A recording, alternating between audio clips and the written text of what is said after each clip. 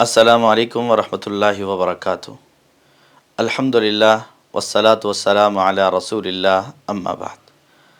آج کی ہماری گفتگو پارہ نمبر 8 کے حوالے سے ہے کہ جس کا آغاز ان الفاظ کے ساتھ ہوتا ہے: اعوذ باللہ من الشیطان الرجیم، بسم اللہ الرحمن الرحیم، وَلَوْ أَنَّنَا نَزَّلْنَا إِلَيْهِمُ الْمَلَائِكَةَ وَكَلَّمَهُمُ الْمَوْتَى وَحَشَرْنَا عَلَيْهِمْ كُلَّ شَيْءٍ قُبُلًا مَا كَانُوا لِيُؤْمِنُوا إِلَّا أَن يَشَاءَ اللَّهُ وَلَكِنَّ أَكْثَرَهُمْ يَجْهَلُونَ کہ اگر ہم ان پر فرشتے نازل کرتے اور ان سے مردے اٹھ کر کلام کرتے اور ہم ان پر ہر چیز جمع کر لیتے تو پھر بھی یہ ایمان لانے والے نہیں تھے، مگر یہ کہ اللہ تعالیٰ چاہتے۔ لیکن ان میں سے اکثر جاہل ہیں، جہالت کی بات کرتے ہیں، اور اس پارے کا اختتام ان الفاظ کے ساتھ ہوتا ہے: وَإِن طَائِفَةٌ مِّنْكُمْ آمَنُوا بِالَّذِي أُرْسِلْتُ بِهِ وَطَائِفَةٌ لَّمْ يُؤْمِنُوا فَاصْبِرُوا حَتَّى يَحْكُمَ اللَّهُ بَيْنَنَا وَهُوَ خَيْرُ الْحَاكِمِينَ کہ اگر ایک جماعت مان لیتی ہے اور ایک انکار کر دیتی ہے تو آپ انتظار کیجئے کہ میرا رب فیصلہ فرما دے۔ آپ کا کام ہے پہنچاتے رہنا، ہدایت دینا نہ دینا میرے رب کا کام ہے۔ پہلی آیت سے پتہ چلتا ہے کہ جہالت ہدایت کے منافی ہے، اور آخری آیت سے پتہ چلتا ہے کہ آپ کی ذمہ داری ہے کہ آپ دعوت کا کام کرتے رہیں، ہدایت دینا نہ دینا یہ میرے رب کا کام ہے۔ ہمارے لیے یہ دونوں آیتیں یہ پیغام رکھتی ہیں کہ اس منصب کو پہچانیے جو امت محمدیہ کا منصب ہے، امت محمدیہ کے ہر فرد کا منصب ہے کہ اس نے دعوت کا کام کرنا ہے۔ کنتم خیر امۃ اخرجت للناس تأمرون بالمعروف وتنہون عن المنکر، اس کے تناظر میں۔ تو آئیے اس پارے کی روشنی میں دیکھتے ہیں کہ ایک مسلمان کی کس قدر ذمہ داریاں ہیں کہ وہ اپنی ذمہ داریاں دعوت و تبلیغ کے حوالے سے، نصیحت کے حوالے سے، لوگوں کی خیر خواہی کے حوالے سے اپنی وہ ذمہ داریاں ادا کرتا رہے۔ تو ان میں سے پہلی ذمہ داری کہ نیک لوگوں کے ساتھ تعلق رکھا جائے، اپنا تعلق، اٹھنا بیٹھنا، تعلقات نیک لوگوں کے ساتھ وابستہ رہیں۔ سورہ انعام کی آیت نمبر 112 میں اللہ تعالیٰ فرماتے ہیں: وَكَذَلِكَ جَعَلْنَا لِكُلِّ نَبِيٍّ عَدُوًّا شَيَاطِينَ الْإِنسِ وَالْجِنِّ یوحی بعضهم الی بعض زخرف القول غرورا، کسی طرح ہم نے ہر نبی کے دشمن بہت سے شیطان پیدا کیے تھے، کچھ آدمی اور کچھ جن۔ وہ شیطان جو تھے کچھ انسانوں میں سے تھے، کچھ جنات میں سے تھے، جن میں سے بعضوں کو پھیری ہوئی باتیں، وسوسے ڈالتے تھے اور دھوکے کا وہ شکار تھے۔ تو اس لیے انسان کو ایسے لوگوں کے ساتھ تعلق رکھنا چاہیے کہ جن کے ساتھ تعلق کی وجہ سے انسان دھوکے کا شکار نہ ہو اور فریب کا شکار نہ ہو، بلکہ اچھے لوگوں کے ساتھ تعلق ہو، اچھے لوگوں کے ساتھ اٹھنا بیٹھنا ہو، اس کا تعلق واسطہ ہو، تاکہ وہ اچھی بات سیکھنے والا اور ان کو اچھی بات سکھانے والا بن سکے۔ ورنہ دنیا میں ہم دیکھتے ہیں کہ لوگ صرف ظاہری طور پر منہ پہ تعریفیں کر کے، جس کو کہتے ہیں نا شیرہ لگا کے، اپنا مقصد حاصل کرنے کے لیے بڑی بڑی باتیں کہہ دیں گے، دھوکہ دیں گے دوسروں کو کہ آپ تو ایسے ہیں، آپ تو ایسے ہیں، اور انسان کو اس انداز سے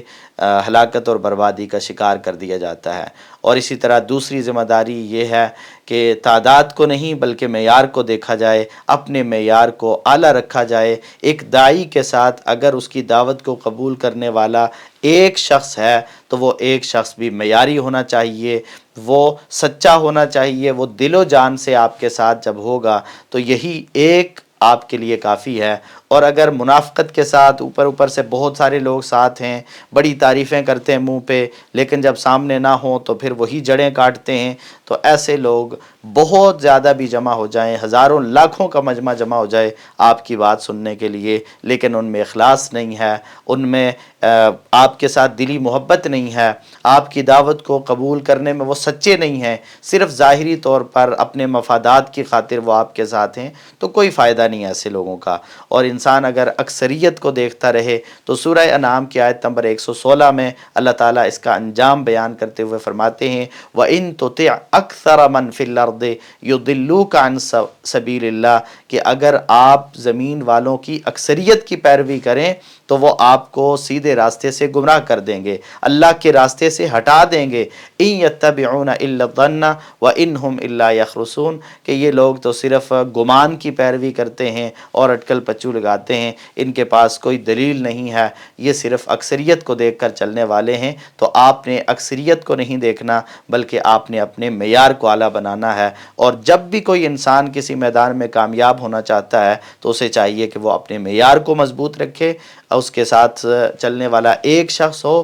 یا 1,00,000 ہو اس سے فرق نہیں پڑتا، لیکن اس کا معیار صحیح ہونا چاہیے۔ اور اسی طرح تیسری ذمہ داری یہ ہے کہ من چاہی زندگی سے اجتناب کیا جائے۔ یہ نہیں ہے کہ میں اپنی خواہش نفس کی بھی پیروی کروں گا، میں اپنی مرضی کی زندگی بھی گزاروں گا، دعوت کا کام بھی کر لوں گا، نہیں، ایسے نہیں ہو سکتا۔ ایک داعی کے لیے ضروری ہے کہ جس کی وہ دعوت دیتا ہے خود بھی رب کی چاہی ہوئی زندگی گزارے، اللہ کے حکم کے مطابق زندگی گزارے۔ سورہ انعام کی آیت نمبر 119 میں اللہ رب العالمین فرماتے ہیں وَإِنَّ كَثِيرًا لَيُضِلُّونَ بِأَهْوَائِهِمْ کہ بہت سارے لوگ اپنی خواہشات کی وجہ سے، اپنے خیالات کی وجہ سے، بغیر علم، بغیر علم کے وہ گمراہ ہو جاتے ہیں۔ ان ربک هو اعلم بالمعتدین اور تیرا رب حد سے تجاوز کرنے والوں کو خوب جانتا ہے۔ تو اس لیے ایسے لوگوں کے ساتھ نہیں ہونا جو اپنی خواہشات کی پیروی کرتے ہیں، جو اپنی خواہشات کے پیچھے چلتے ہیں۔ اور چوتھی ذمہ داری یہ ہے کہ اپنی تنہائی کو پاک اور صاف کیا جائے، اور یہ بڑا مشکل کام ہے کہ انسان اپنی تنہائیوں کو پاک کر لے۔ تو ایک داعی، ایک مزکی، ایک مصلح، ایک مومن، اس کی ذمہ داری ہے کہ وہ اپنی تنہائی کو بھی پاک رکھے۔ جہاں اس نے اپنے ظاہر کو پاک رکھنا ہے، فَاتَّقُوا اللَّهَ مَا اسْتَطَعْتُم کے تحت، جہاں اس نے اس بات کا خیال رکھنا ہے کہ وہ لوگوں کے سامنے بھی اپنے آپ کو پاک اور صاف رکھے۔ تنہائی کو پاک کرنے کا یہ مطلب نہیں ہے کہ تنہائی تو پاک کر لے لیکن لوگوں کے سامنے اچھا نہ ہو، سامنے بھی اچھا ہو اور تنہائی میں بھی اچھا ہو، کیونکہ تنہائی میں برائی سے روکنے والا کوئی نہیں ہوتا، اور انسان لوگوں میں تو ہو سکتا ہے کسی سے حیا کر جائے، لوگوں کی باتوں سے بچنے کے لیے کسی بھی وجہ سے، لیکن جب تنہائی میں ہوتا ہے تو انسان کا امتحان ہوتا ہے۔ اور اس دور میں جب کہ موبائل کا فتنہ عام ہے، اس میں تو بہت بڑا امتحان ہے ہمارا سب کا کہ ہم اپنی تنہائیوں کو پاک رکھیں، نہیں تو اللہ کے رسول صلی اللہ علیہ وسلم کا وہ فرمان یاد رکھیں کہ کچھ لوگ قیامت والے دن آئیں گے جن کے پاس تہامہ پہاڑ جتنے اعمال ہوں گے لیکن وہ راکھ بنا کے اڑا دیے جائیں گے۔ وجہ کیا ہوگی کہ وہ لوگ اذا خلوا بمحارم اللہ انتہکوها جب اللہ کی حرمتوں کے ساتھ تنہا ہوتے ہیں تو ان حرمتوں کو پامال کرتے ہیں۔ تو اپنی تنہائیوں کو صاف رکھنا۔ سورہ انعام کی آیت نمبر 120 میں اللہ رب العالمین فرماتے ہیں وَذَرُوا ظَاهِرَ الْإِثْمِ وَبَاطِنَهُ کہ آپ ظاہری گناہ کو بھی چھوڑ دیں اور باطنی گناہ کو بھی، تنہائی کے گناہ کو بھی چھوڑ دیں۔ ان الذین یکسبون الاثم کہ وہ لوگ جو گناہ کرتے ہیں سیجزون بما کانوا یقترفون تو انہیں ان کے گناہ کے مطابق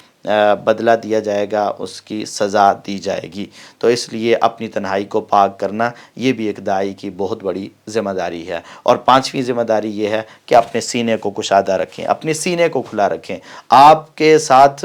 لڑنے والے، اختلاف کرنے والے، انکار کرنے والے، آپ کسی کو بلائیں گے تو وہ نہیں مانے گا، آپ دعوت دیں گے وہ نہیں مانے گا، آپ کسی کے ساتھ بہت مخلص ہوں گے، اسے بہت سمجھائیں گے لیکن ہو سکتا ہے کہ وہ آپ کی بات نہ مانے۔ تو اپنا سینہ ہمیشہ حق کے لیے کھلا رکھیں۔ اسی طرح آپ نے کسی کو دعوت دی ہے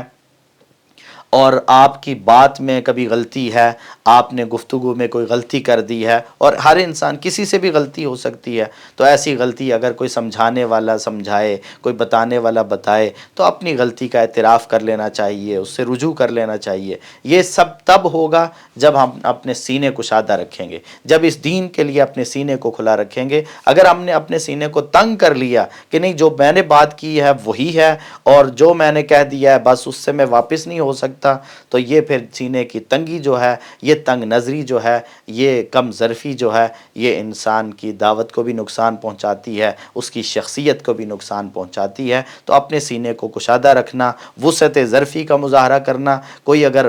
اینٹ مار رہا ہے، کوئی پتھر مار رہا ہے تو اس کو پھول پیش کرنا، ادفع باللتی ہی احسن کی تصویر بننا، یہ بہت بڑا عظیم کام ہے، لیکن یہ بہت مشکل کام ہے، بہت مشکل کام ہے، شاید اس سے مشکل کام ہمارے لیے کوئی نہ ہو۔ لیکن اللہ تعالیٰ سورہ انعام کی آیت نمبر 125 میں فرماتے ہیں فَمَن يُرِدِ اللَّهُ أَن يَهْدِيَهُ يَشْرَحْ صَدْرَهُ لِلْإِسْلَامِ کہ اللہ تعالیٰ جس کو ہدایت دینا چاہتے ہیں اللہ تعالیٰ اس کے سینے کو اسلام کے لیے کھول دیتے ہیں۔ وَمَن يُرِدْ أَن يُضِلَّهُ اور جس کو اللہ تعالیٰ گمراہ کرنا چاہتے ہیں يَجْعَلْ صَدْرَهُ ضَيِّقًا حَرَجًا اللہ تعالیٰ اس کے سینے کو تنگ کر دیتے ہیں، حرج میں مبتلا کر دیتے ہیں، كَأَنَّمَا يَصَّعَّدُ فِي السَّمَاءِ وہ تو اس طرح ہوتا ہے گویا وہ آسمان میں چڑھ رہا ہے، جیسے اوپر چڑھنا مشکل ہے اسی طرح اس کے لیے حق بات کو قبول کرنا مشکل ہو جاتا ہے۔ تو حق بات کرنے والا کوئی بھی ہو اس کی بات کو دل و جان سے قبول کر لیا جائے، کشادہ سینے کے ساتھ قبول کر لیا جائے، تو یہی ہدایت اور اللہ رب العالمین کی مدد اور نصرت کی نشانی ہے۔ اور چھٹی ذمہ داری یہ ہے ہماری، رب کی نافرمانی کے انجام سے خود بھی ڈرتے رہیں اور دوسروں کو بھی ڈراتے رہیں کہ اللہ کی نافرمانی کا انجام کیا ہے، اللہ تعالیٰ اس سے ناراض ہوتے ہیں، اللہ تعالیٰ کا اس کی وجہ سے غصہ لازم آتا ہے۔ اور سورہ انعام کی آیت نمبر 135 میں اللہ تعالیٰ فرماتے ہیں قُلْ يَا قَوْمِ اعْمَلُوا عَلَى مَكَانَتِكُمْ إِنِّي عَامِلٌ فَسَوْفَ تَعْلَمُونَ مَنْ تَكُونُ لَهُ عَاقِبَةُ الدَّارِ إِنَّهُ لَا يُفْلِحُ الظَّالِمُونَ تو انسان دوسروں کو سمجھاتا رہے، کہہ دیجئے کہ اے میری قوم تم بھی عمل کرو میں بھی عمل کرتا ہوں، عنقریب تم جان لوگے کہ انجام کس کا ہوتا ہے، اور پھر ظالم لوگ جو ہیں وہ کامیاب ہونے والے نہیں ہیں۔ اور ساتویں ذمہ داری ہماری یہ ہے کہ ہم شیطان کی بجائے رحمان کے ہو کر زندگی گزارنے کی دعوت دیں، خود بھی رحمان کے بن کے زندگی گزاریں اور دوسروں کو بھی اس بات کی دعوت دیتے رہیں، بلاتے رہیں اور تبلیغ کرتے رہیں، نصیحت کرتے رہیں کہ لوگ شیطان کی دوستی کو چھوڑ کر، شیطان کے راستے کو چھوڑ کر اللہ کے راستے کو اپنائیں، اللہ کی دوستی اختیار کریں۔ اللہ تعالیٰ سورہ انعام کی آیت نمبر 142 میں فرماتے ہیں کُلُوا مِمَّا رَزَقَكُمُ اللَّهُ جو اللہ نے تمہیں رزق دیا ہے اس میں سے کھاؤ، وَلَا تَتَّبِعُوا خُطُوَاتِ الشَّيْطَانِ اور شیطان کے راستوں کی پیروی نہ کرنا، اس کے راستے پر نہ چلنا۔ کیوں نہ چلنا؟ إِنَّهُ لَكُمْ عَدُوٌّ مُبِينٌ بے شک وہ تمہارا واضح دشمن ہے۔ تو شیطان میرا اور آپ کا دشمن ہے، لوگوں کو بھی سمجھانے کی ضرورت ہے، دوسروں کو بھی بتانے کی ضرورت ہے کہ شیطان دشمن ہے، اس کے راستے پر نہیں چلنا۔ اور آٹھویں ذمہ داری یہ ہے کہ اللہ تعالیٰ کی رحمت کا پرچار کیا جائے۔ بعض لوگوں کی عادت ہوتی ہے کہ وہ اللہ کے غضب سے تو بہت ڈراتے ہیں، جہنم کی وعیدیں تو بہت سناتے ہیں اور اللہ تعالیٰ کے عذابوں کا تذکرہ تو بہت کرتے ہیں، لیکن وہ بھول جاتے ہیں کہ اللہ تعالیٰ کی رحمت جو ہر چیز سے وسیع ہے، رحمتی وسعت کل شیء کہ میری رحمت ہر چیز سے وسیع ہے، اس رحمت کا بھی تذکرہ ہونا چاہیے۔ جہاں اللہ کے غضب، اللہ کے غصے، اللہ کی ناراضگی، ان چیزوں کا ذکر ہو، اللہ کے عذابوں کا تذکرہ ہو، تو وہاں اللہ تعالیٰ کی نعمتوں کا بھی تذکرہ ہو، اللہ تعالیٰ کی رحمت کا بھی تذکرہ ہو۔ سورہ انعام کی آیت نمبر 147 میں اللہ تعالیٰ فرماتے ہیں فَإِن كَذَّبُوكَ اگر یہ آپ کو جھٹلاتے ہیں، فَقُلْ تو آپ کہہ دیجئے رَبُّكُمْ ذُو رَحْمَةٍ وَاسِعَةٍ کہ تمہارا رب بڑی رحمت والا ہے، تم اب بھی معافی مانگ لو، اللہ سے توبہ کر لو، رجوع کر لو تو اللہ رحم کرنے والا ہے۔ وَلَا يُرَدُّ بَأْسُهُ عَنِ الْقَوْمِ الْمُجْرِمِينَ لیکن جہاں اللہ کی رحمت بڑی وسیع ہے وہاں یہ بات بھی یاد رکھنی چاہیے کہ پھر اللہ کا عذاب مجرم لوگوں سے روکا نہیں جاتا، اسے ٹالا نہیں جاتا۔ اور سورہ انعام کی آیت نمبر 160 میں اللہ تعالیٰ نے نیکیوں کا اچھا انجام جو اللہ کی رحمت کے ساتھ ہے اس کو بیان کرتے ہوئے کہا من جاء بالحسنۃ فلہ عشر امثالھا کہ جو ایک نیکی لے کے آئے گا اسے کم از کم 10 گنا ملے گا، ومن جاء بالسیئۃ فلا یجزا الا مثلھا اور جو گناہ کر کے آئے گا، جو برائی لے کے آئے گا تو اسے ایک برائی کا ایک ہی جرم، ایک ہی اس کا گناہ ملے گا۔ وَهُمْ لَا يُظْلَمُونَ اور لوگوں پر ظلم نہیں کیا جائے گا، ان پر ظلم اور زیادتی نہیں ہوگی۔ اسی طرح 9ویں ذمہ داری میری اور آپ کی یہ ہے کہ ہم مقصد دعوت کو سامنے رکھیں۔ دعوت کا مقصد ہے اعلاء کلمت اللہ، اللہ رب العالمین کی بات اللہ کے بندوں کو سمجھانا۔ یہ مقصد نہیں ہے کہ میری واہ واہ ہو جائے، لوگ مجھے خطیب سمجھیں، لوگ مجھے داعی سمجھیں، لوگ مجھے فلاں سمجھیں، یہ مقصد دعوت نہیں ہے۔ مقصد دعوت یہ نہیں ہے کہ لوگ مجھے پسند کرنے لگ جائیں، لوگ میری تعریفیں کرنے لگ جائیں۔ مقصد دعوت یہ ہے کہ میں اللہ کی بات اللہ کے بندوں تک پہنچا سکوں، لوگوں کی خیر خواہی کا سبب بن سکوں اور لوگوں کے لیے خیر کا باعث بن سکوں۔ سورہ انعام کی آیت نمبر 151 میں اللہ تعالیٰ فرماتے ہیں ذالکم وصاکم بہ لعلکم تعقلون، اللہ تعالیٰ تمہیں یہ حکم دیتے ہیں تاکہ تم سمجھ سکو۔ اسی طرح مقصد بیان کیا ذالکم وصاکم بہ لعلکم تذکرون اگلی آیت میں، کہ یہ حکم اللہ تعالیٰ نے دیا ہے تاکہ تم یاد رکھ سکو، اور آگے اگلی آیت میں فرمایا ذالکم وصاکم بہ لعلکم تتقون، کہ اللہ تمہیں یہ حکم دیتے ہیں، تاکیدی حکم جاری فرماتے ہیں تاکہ تم تقوی اختیار کر سکو، پرہیزگاری اختیار کر سکو اور پرہیزگار بن سکو۔ تو یہ مقاصد ہیں دعوت کے۔ دعوت کا مقصد کبھی بھی اپنی تعریف کروانا، اپنا چرچا کروانا یہ نہیں ہے۔ اللہ تعالیٰ ہمیں اس طرح کے شر اور فتنے سے محفوظ رہنے کی توفیق عطا فرمائے۔ اور 10ویں ذمہ داری یہ ہے کہ ہر پہلو کا رخ اللہ کی جانب موڑ دیں، ہر پہلو کا رخ اللہ کی جانب۔ چھوٹی عبادت ہے، بڑی عبادت ہے، کوئی کام ہے وہ اللہ کی رضا کے لیے ہے۔ نماز ہے تو اللہ کے لیے، روزہ ہے تو اللہ کے لیے، حج زکوٰۃ ہے تو اللہ کے لیے، اور دعوت و تبلیغ ہے تو اللہ کے لیے، خیر خواہی ہے تو اللہ کے لیے، اور اگر حسن اخلاق ہے تو اللہ کے لیے۔ ہر کام اللہ کے لیے خالص کر لینا یہ بھی ایک مومن کی ذمہ داری ہے۔ سورہ انعام کی آیت نمبر 162 میں اللہ تعالیٰ فرماتے ہیں قل ان صلاتی و نسکی و محیای و مماتی للہ رب العالمین، آپ فرما دیجئے کہ بے شک میری نماز، میری قربانی، میرا جینا، میرا مرنا اللہ کے لیے ہے جو تمام جہانوں کا رب ہے۔ تو میرا ہر کام اللہ کے لیے ہونا چاہیے۔ اور اسی طرح 11ویں ذمہ داری یہ ہے کہ اپنی ہمت نہ ہاریں۔ آپ کا کام ہے دعوت دینا، تبلیغ کرنا، سمجھانا، نصیحت کرنا۔ کوئی برائی میں مبتلا ہے تو اسے روکنے کی کوشش کرنا، کوئی نیکیوں سے پیچھے ہے تو اسے نیکی کی ترغیب دینا۔ ترغیب اور ترہیب یہ آپ کا کام ہے، باقی توفیق دینا یہ اللہ کا کام ہے۔ اس لیے دل کو تنگ نہ کریں کبھی بھی، دعوت دینے کے بعد ناراض ہو کے بیٹھ جائیں اور دل پہ ہاتھ رکھ کے بیٹھ جائیں کہ پتہ نہیں یہ میری بات مانتے ہی نہیں ہیں، ناراض ہو جائیں، پریشان ہو جائیں۔ نہیں، ایسا نہیں۔ سورہ اعراف کی آیت نمبر 2 میں اللہ تعالیٰ فرماتے ہیں فَلَا يَكُنْ فِي صَدْرِكَ حَرَجٌ مِّن لِتُنذِرَ بِهِ وَذِكْرَى لِلْمُؤْمِنِينَ، کہ آپ کے دل میں تنگی نہیں آنی چاہیے کہ لوگ مانتے نہیں ہیں یا لوگوں کو اس سے میں سمجھاؤں گا تو لوگ ناراض ہو جائیں گے، یہ تنگی نہیں ہونی چاہیے۔ اور 12ویں ذمہ داری یہ ہے کہ تکبر سے اجتناب کیا جائے۔ تکبر جو انسان کی ہلاکت کا باعث ہے، کسی جگہ پر بھی تکبر نہیں ہونا چاہیے۔ اور بالخصوص دعوت کے میدان میں اللہ تعالیٰ سورہ اعراف کی آیت نمبر 12 میں فرماتے ہیں کہ شیطان کو جب سجدے کا حکم دیا گیا تھا تو اس نے کس وجہ سے سجدہ نہیں کیا تھا؟ تکبر کی وجہ سے نہیں کیا تھا۔ ایک داعی کے دل میں اگر تکبر پیدا ہو جائے کہ فلاں نے مجھے بلایا، میری عزت کیوں نہیں کی، فلاں نے میری بات کو ٹوکا کیوں ہے، ہو سکتا ہے کبھی آپ دعوت کے کام میں ہیں اور آپ کو کوئی ایسی بات سننی پڑ جائے جو آپ کو نامناسب لگتی ہو، تو وہاں عاجزی کے ساتھ، ورنہ تکبر یہ شیطان کا کام ہے۔ جب اسے سجدے کا حکم دیا گیا تو اس نے اس وقت کہا تھا انا خیر منہ خلقتنی من نار وخلقتہ من طین، کہ میں اس سے بہتر ہوں، مجھے تو نے آگ سے پیدا کیا ہے، اس کو مٹی سے پیدا کیا۔ تو دعوت کے میدان میں تکبر، ویسے بھی پوری زندگی میں ہی اللہ کے رسول نے فرمایا کہ جس کے سینے میں، جس کے دل میں رائی کے دانے کے برابر تکبر ہے وہ جنت میں داخل نہیں ہوگا۔ تو تکبر بہت بڑی انسان کو ہلاک کرنے والی بیماری ہے۔ اور 13ویں ذمہ داری ہماری یہ ہے کہ شیطان کی انسان دشمنی کو واضح کیا جائے کہ شیطان انسانوں کا دشمن ہے۔ سورہ اعراف کی آیت نمبر 16 اور 17 میں اللہ تعالیٰ شیطان کی اس بات کو ذکر کرتے ہوئے فرماتے ہیں کہ جب اس نے اللہ تعالیٰ سے مہلت مانگی اور اس نے کہا قَالَ فَبِمَا أَغْوَيْتَنِي لَأَقْعُدَنَّ لَهُمْ صِرَاطَكَ الْمُسْتَقِيمَ، کہ جن کی وجہ سے تو نے مجھے گمراہ کیا ہے میں ان کے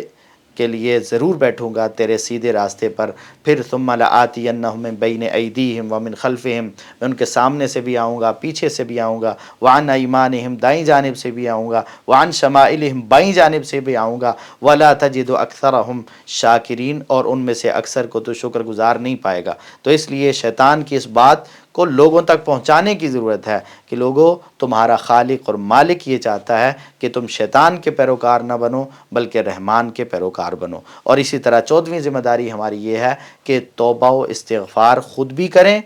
اور لوگوں کو بھی توبہ و استغفار کی دعوت دینے والے ہوں۔ سورہ اعراف کی آیت نمبر 23 میں اللہ تعالیٰ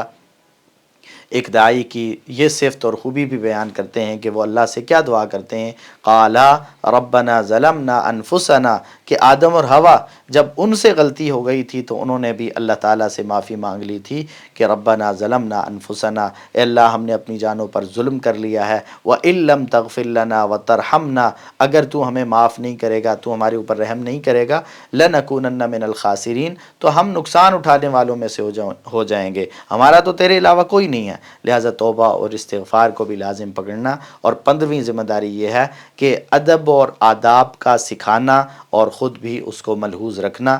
بعض لوگ دوسروں کو تو بہت آداب سکھاتے ہیں، کھانے پینے کے آداب سکھائیں گے، گفتگو کے آداب سکھائیں گے، بیٹھنے کے، اٹھنے کے، چلنے پھرنے کے آداب، اور چھوٹوں کے ساتھ کیسے، بڑوں کے ساتھ بڑے آداب سکھاتے ہیں، لیکن خود وہ ادب سے اور تہذیب سے عاری ہوتے ہیں۔ تو ایسے لوگوں کی طرح نہ ہو جانا، بلکہ خود بھی با ادب اور دوسروں کو بھی با ادب بننے کی دعوت دینا۔ اور اللہ تعالیٰ اس کے حوالے سے فرماتے ہیں سورہ اعراف کی آیت نمبر 31 میں، یا بنی آدم خذوا زینتکم عند کل مسجد، اور یہاں اللہ تعالیٰ نے ادب سکھایا ہے ابن آدم کو کہ تم نے اللہ کے ساتھ کیسا ادب اختیار کرنا ہے، تم نے جب رب سے ملاقات کے لیے مسجد میں جانا ہے، نماز پڑھنی ہے، تو اس وقت کیسا ادب اور کیسا ہونا چاہیے تمہیں، تو اس وقت بھی سکھایا گیا کہ اپنی زینت اختیار کرو، اچھا اور صاف ستھرا لباس اس وقت پہنا جائے۔ پھر اپنے ساتھ ادب، وَكُلُوا وَاشْرَبُوا، کھاؤ اور پیو، لیکن ساتھ ادب سکھا دیا، وَلَا تُسْرِفُوا،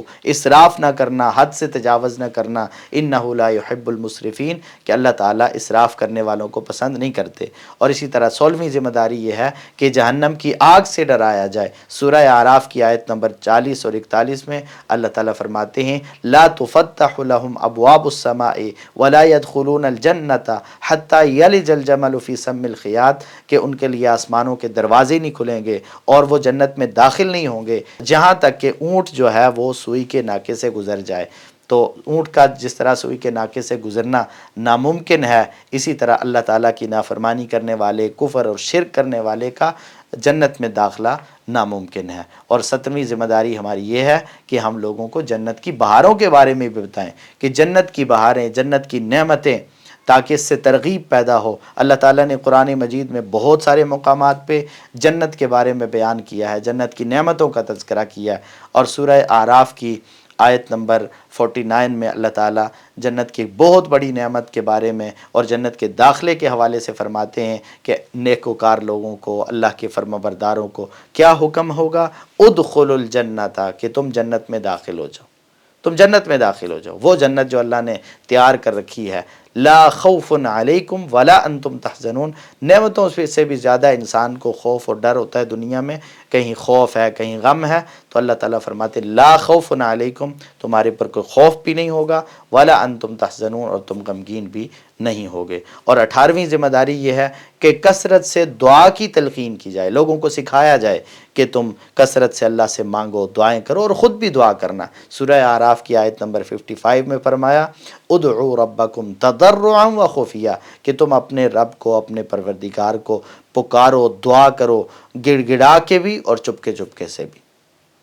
اور 19ویں ذمہ داری یہ ہے کہ مختلف قوموں کے جو سچے واقعات اور سچے قصے اللہ تعالیٰ نے قرآن مجید میں بیان کیے ہیں، نبی کریم صلی اللہ علیہ وسلم نے احادیث مبارکہ میں بیان کیے ہیں، وہ واقعات اور قصے لوگوں کو سنائے جائیں۔ جھوٹے اور من گڑت واقعات اور قصے اور کہانیاں، اس طرح کی چیزوں سے اپنے آپ کو بچایا جائے۔ جیسے اللہ تعالیٰ نے بیان کیا ظالموں کے حوالے سے سورہ اعراف کی آیت نمبر 72 میں، وَقَطَعْنَا دَابِرَ الَّذِينَ كَذَّبُوا بِآيَاتِنَا وَمَا كَانُوا مُؤْمِنِينَ، کہ جو ایمان لانے والے نہیں تھے، جو ہماری آیتوں کی تکذیب کرنے والے تھے، ہم نے ان کی جڑ کاٹ کے رکھ دی۔ اسی طرح دوسرے لوگوں کے بارے میں فرمایا سورہ اعراف کی آیت نمبر 84 میں، وَأَمْطَرْنَا عَلَيْهِمْ مَطَرًا، کہ ہم نے ان کے اوپر بارش برسائی، فَانظُرْ كَيْفَ كَانَ عَاقِبَةُ الْمُجْرِمِينَ، تو آپ دیکھیں کہ مجرموں کا انجام کیسا ہوتا ہے، اللہ تعالیٰ ان کے اوپر کس طرح سے پتھروں کی بارش برساتے ہیں۔ اور 20ویں ذمہ داری ہماری یہ ہے کہ ہم مقصد آزادی کو بھی واضح کریں کہ اللہ تعالیٰ نے ہمیں آزاد پیدا کیا ہے، لیکن اس آزادی کا یہ مطلب نہیں ہے کہ ہم ہر چیز سے آزاد ہو گئے، نہیں، ہم اپنے رب کے احکامات کے پابند ہیں، پابند رہیں گے، اور اللہ نے ہمیں پابند بنایا ہے۔ ہماری آزادی یہ نہیں ہے کہ ہم اللہ کے احکامات کو بھی چھوڑ دیں، ہاں اللہ کے احکامات کو یاد رکھنا۔ وَاذْكُرُوا إِذْ كُنْتُمْ قَلِيلًا فَكَثَّرَكُمْ، جب ہم کچھ بھی نہیں تھے اللہ تعالیٰ نے ہمیں کثرت دی، جب ہم غریب تھے اللہ تعالیٰ نے مال دیا، جب کچھ نہیں تھے کمزور تھے اللہ تعالیٰ نے طاقت اور قوت دی۔ تو اپنے ماضی کو یاد رکھنا، اپنے ماضی کو یاد رکھ کے اپنے رب کا شکر ادا کرنا، یہ ہماری ذمہ داری ہے، اور دوسروں کو بھی اس بات کی ہمیں تعلیم دیتے رہنا چاہیے۔ اللہ تعالیٰ ہمیں وہ کام کرنے کی توفیق عطا فرمائے جن سے اللہ تعالیٰ راضی ہوتے ہیں، اور ان کاموں سے بچنے کی توفیق عطا فرمائے جو اللہ تعالیٰ کی ناراضگی کا باعث بنتے ہیں۔ اللہ تعالیٰ کتاب و سنت کے مطابق زندگی گزارنے کی توفیق عطا فرمائے۔ وآخر دعوانا ان الحمد للہ رب العالمین۔